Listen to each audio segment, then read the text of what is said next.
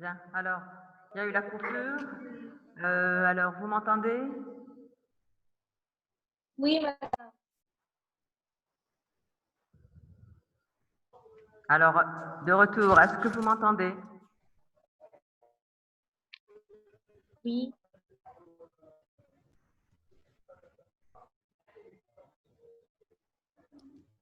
Vous m'entendez? D'accord, ok, très bien. Alors, on continue. Donc, il y a la chromatine. En fait, j'ai dit, en fonction de l'état, soit on parle de chromatine, soit on parle de chromosome. Alors, la chromatine, en fait, est formée de fibres chromatiniennes qu'on appelle également les fibres nucléosomiques. Donc, j'ai dit, c'est un mélange de protéines et d'ADN. Alors, au niveau des protéines, vous avez deux catégories. Alors, vous avez les protéines non histones et les protéines histones. Dans la catégorie protéines non histones, en fait, ça va être tout ce qui est protéines qui vont intervenir dans la régulation de la transcription, etc. Et dans la partie histone, nous allons avoir principalement donc les histones H2A, H2B, H3 et H4, où en fait chaque type est formé d'une paire. Donc j'aurai une paire de H2A, une paire de H2B, une paire de H3 et une paire de H4. Comme donc ils sont au niveau des nucléosomes, on les appellera les histones nucléosomiques. À cela, on rajoute donc une autre catégorie d'histones qui est en dehors des nucléosomes et ce sera l'histone H1 ou encore appelée.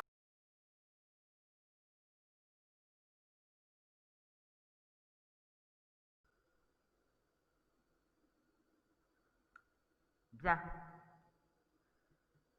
Alors, est-ce que vous m'entendez? Il n'y a pas de diapo. Oui, on vous entend.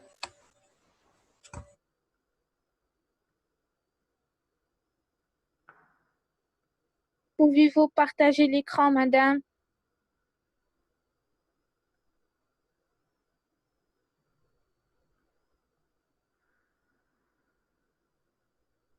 Madame, pas de diapo.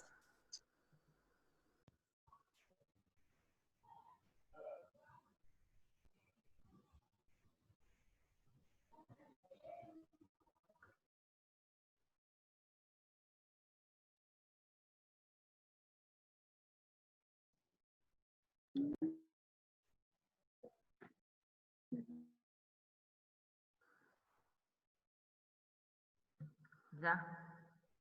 Alors, encore un retour donc pour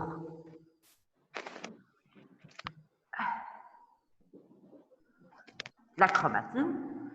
Donc, en fait, la chromatine, elle ressemble à un collier de perles. Où donc, finalement, vous avez chaque perle, c'est ce qu'on appelle donc scientifiquement un nucléosome.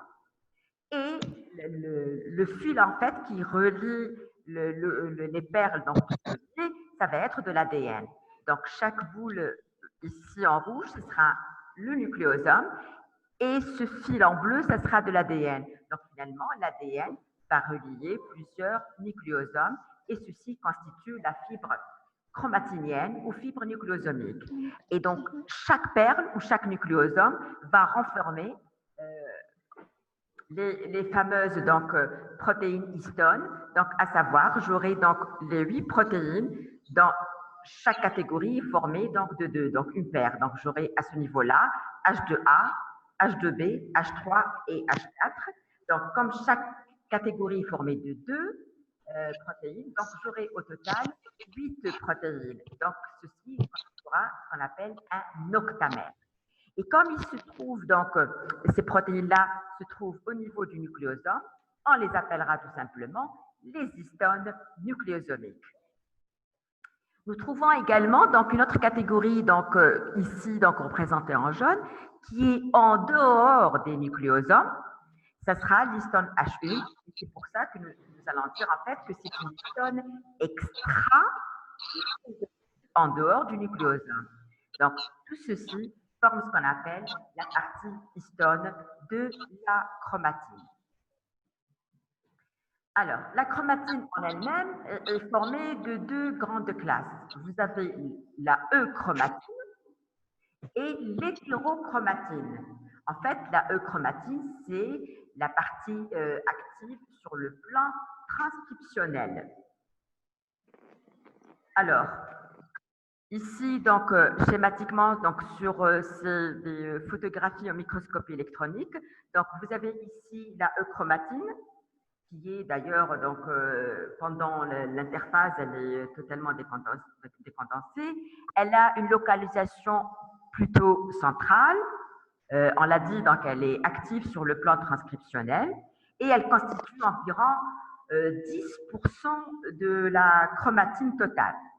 Et nous avons l'hétérochromatine que vous avez ici, que nous avons ici, donc, sur cette partie-là. Et donc, elle est principalement périphérique, comme vous le voyez. Alors, elle est plutôt dispersée, si vous voulez, en mode dans le nucléoplasme. Ce sera toute cette partie-là, donc condensée, dense. Et cette hétérochromatine, justement, elle est elle-même subdivisée en hétérochromatine constitutive et en hétérochromatine facultative.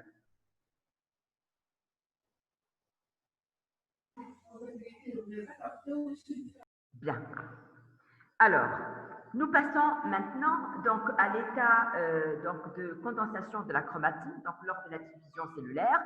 Et donc, dans ce cas-là, on parlera de chromosome, qui n'est autre que de la chromatine qui a été condensée. Et donc, on passe à l'étape de la division. Je vais détailler tout de suite après. Donc, pour avoir une idée, en fait, donc, le chromosome étant formé de 2 chromatides reliées au niveau donc, du centromère. Et en fait, ce sera donc ces fameuses fibres chromatiniennes que j'ai détaillées juste à l'instant, avec donc ce qu'on appelle le kinétochore. Alors, si on voit un peu le détail donc, du